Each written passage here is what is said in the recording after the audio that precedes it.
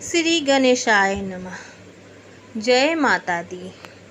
मित्रों, आपका स्वागत है मेरे YouTube channel Sanju Tiwari motivational speaker में।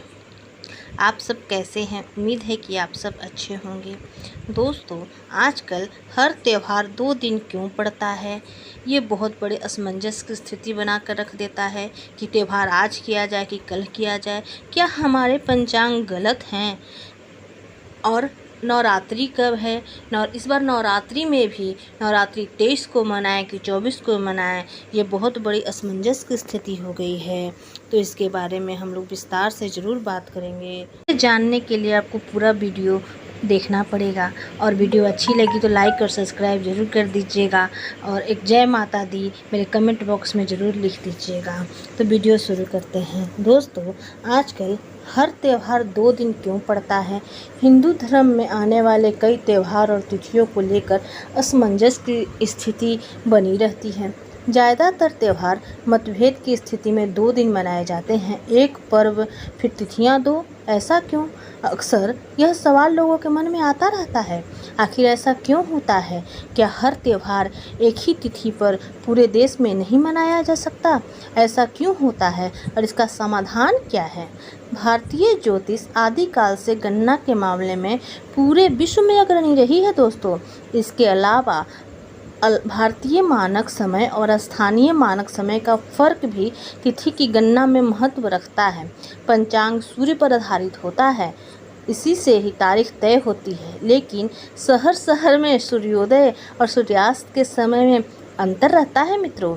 इस दृष्टि से पंचांग निर्माता गणित लगाते हैं, इसी वजह से तिथियों में बदलाव की स्थिति बन जाती है। पंचांगों में तिथियों की भिन्नता रहेगी ही। कारण है अलग अलग स्थानों पर सूर्योदय का अलग अलग समय होना। ऐसी स्थिति में सारे देश के पंचांग में एक जैसी तिथि नहीं हो सकती मित्रों। इसके अलावा पंचांग में तिथि निर्धारण करने में सिद्धांतों के मतभेद, गणित की पद्धति अलग होना भी शामिल है। कई बार पंचांगों में एक समान तिथि करने का प्रयास हुआ है, लेकिन सूर्योदय के समय में अंतर होने से यह संभव नहीं हो पाता है। किंतु हिंदू धर्मावलंबी सभी त्योहारों के लिए निर्धारित मुहूर्त के विषय को लेकर कई बार 1 दिन अथवा 2 दिन के मध्य उलझना पड़ जाता है। कुछ विद्वानों का मत है कि तिथि आज है, तो कुछ का मत हो जाता है कि तिथि तो कल है। अधिकतर विद्वान सूर्य के उदय होने की तिथि पूर्ण दिन मान लेते हैं, परंतु मुहूर्त ग्रंथों में यह पूर्णतः स्वीकार्य नहीं है। सौर्यमान नियम है कि कोई भी तिथि यदि वह सूर्य के उदय होने के बाद 2 घड़ी से कम है तो उस संकल्प में ग्रहण नहीं करते हैं, क्योंकि इसके लिए सूर्योदय की अवधि से वह 48 मिनट से अधिक होनी चाहिए। अन्यथा संकल्प करते समय उस दिन की दोनों तिथियों का उच्चारण होगा। समझे? पंचांगों में अक्सर आप देखते होंगे कि समार्त और वैष्णव की तिथि भी भिन्न भिन्न होती है। इन दोनों को समार्तना और वैष्णवान से जाना जाता है। दोनों में कुछ वैचारिक फर्क भी है। भारतीय ज्योतिष चंद्रमा की गति पर आधारित है। इसी के आधार पर कई युगों से पर्वों की तिथियां निकाली जाती हैं। होली पूर्णमासी पर ही मनाई जाती है, तो दिवाली अमावस्या पर मनाई जाती है। जैसे मित्रों, 15 अगस्त हम लोग 15 अगस्त को मनाते हैं स्वतंत्रता दिवस को, और गणतंत्र दिवस 26 जनवरी को मनाते हैं।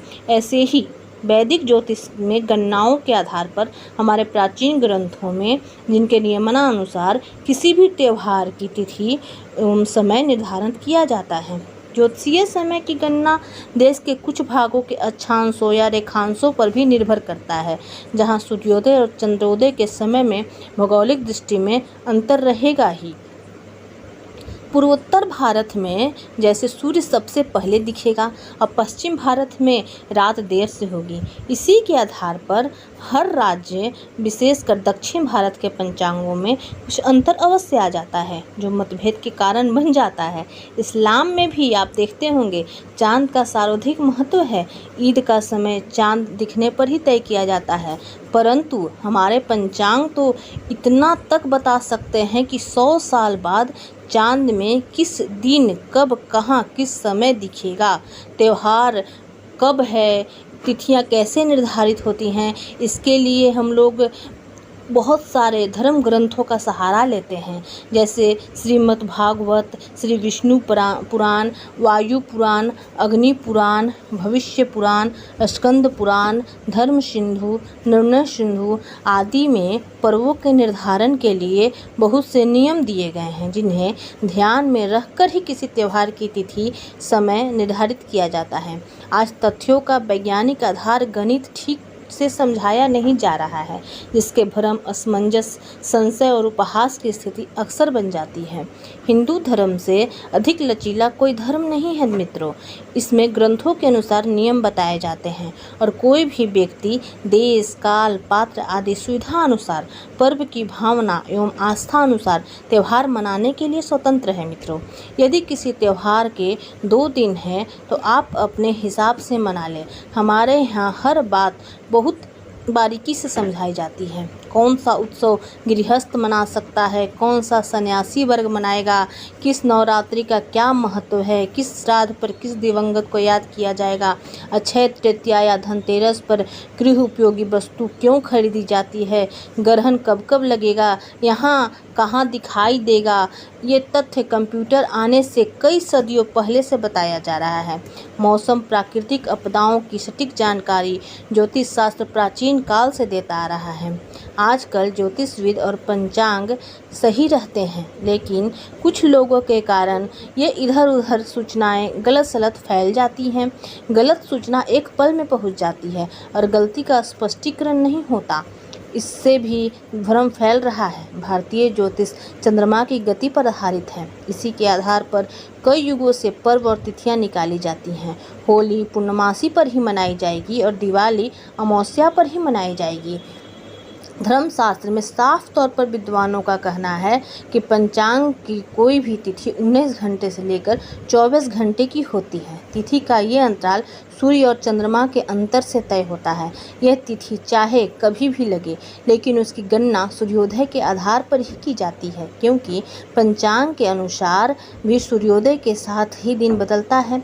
ऐसे में जो तिथि सूर्योदय के साथ शुरू होती है उसका प्रभाव पूरे दिन रहता है, चाहे बेशक उस दिन कोई दूसरा तिथि क्यों न लग जाए। जैसे मान लीजिए कि 6 मार्च को सूर्योदय के समय चतुर्दशी थी और वह सुबह 11-12 बजे ख़त्म हो जाएगी।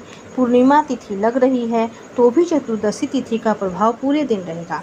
पूर्णिमा अगले दिन ही मनाया जाएगा, क्योंकि सूर्योदय के वक्त पूर्णिमा तिथि होगी। ऐसे में दूसरे दिन ही पूर्णिमा तिथि मनाई जाएगी, लेकिन पूरे दिन पूर्णिमा का प्रभाव मनाया जाएगा। इसलिए आजकल सभी पर्वों में ये समस्या आ जाती है। हिंदू धर्म में उदया तिथि का महत्व जरूर है, लेकिन हर त्यौहार या व्रत उदया तिथि के हिसाब से नहीं किया जा सकता। कुछ व्रत और त्यौहार काल व्यापनी तिथि के हिसाब से भी किया जाता है।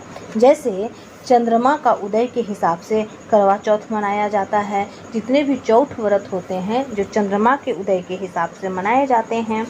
इसीलिए हमारे पंचांग में जो तिथि निर्धारित की जाती है वो चंद्रमा और सूर्य के दोनों की गति को देखते हुए निर्धारित की जाती है। इसलिए हमारा पंचांग बिल्कुल भी गलत नहीं है। और एक बात और भी आप लोग समझ लीजिए कि वो जो पंचांग बनता है वो इतने सारे ग्रंथों पर नियम से बनता है। धर्म ग्रंथों का इसमें सहारा लिया जाता है और बहुत सारे ज्योतिषविद इसका निर्णय करते हैं और ऐसा तिथि निकालते हैं जो पूरे भारत में मान्य हो, जो आसानी से पूरा भारत मान ले। इसीलिए हमारे पंचांग गलत नहीं है, पर अफवाह फैल जाती है। चलिए, आपको यहाँ तक तो वीडियो समझ में आई होगी। अब हम देखते हैं कि नवरात्रि कब है। नवरात्रि के बारे में पूरी जानकारी अब हम लेते हैं। हिंदू पंचांग के अनुसार अश्विनी मास के शुक्ल पक्ष की प्रतिपदा तिथि का शुभारंभ 11 अक्टूबर रात्रि 11:24 में होगा और इस तिथि का समापन 16 अक्टूबर के मध्य रात्रि 12:32 पर हो जाएगा। ऐसे में शारदीय नवरात्रि की शुरुआत 15 अक्टूबर रविवार के दिन से होगा और विजयादशमी 24 अक्टूबर 2023 मंगलवार के दिन मनाया जाएगा। और दोस्तों 23 अक्टूबर को हमारा नवमी होगा और 22 तारीख को हमारा अष्टमी होगा। इसीलिए जिन बहनों को व्रत करना है। एकम और अष्टमी, कुछ बहनें होती हैं जो एकम और अष्टमी करती हैं, तो वो 15 तारीख को एकम करेंगी और 22 तारीख को अष्टमी करेंगी।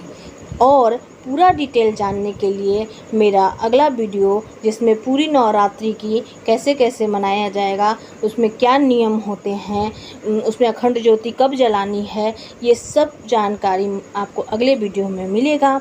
इसलिए चैनल को लाइक और सब्सक्राइब ज़रूर कीजिएगा। धन्यवाद।